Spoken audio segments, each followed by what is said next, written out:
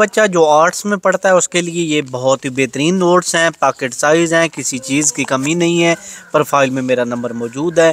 देखें, ये एक तो चैप्टर वाइज हैं, पॉकेट साइज़ हैं, जेब में भी आ जाते हैं, थोड़े से साइज़ के हैं।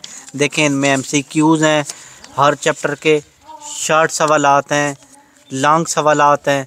देखें, किसी चीज़ की कमी नहीं है इनमें, आपको किसी भी किस्म की कोई कमी इनमें फ़ील नहीं होगी। इनसे बेहतरीन नोट्स आज तक कहीं नहीं देखे। अमूमन जो 9th-10th का पेपर बनता है वो इन्हीं से उठाया जाता है। बहुत सारे लोग इसी वजह से इनको पसंद करते हैं कि पेपर जो ज़्यादातर आता है वो इन्हीं से उठाया जाता है। आप देखें, बहुत ही मज़े का, और सारे चैप्टर्स मौजूद हैं हमारे पास। 9th-10th सारे सब्जेक्ट मौजूद हैं। आप जिस सब्जेक्ट के लेना चाहो आपको मिल जाएंगे इंशाल्लाह होल सेल रेट पे।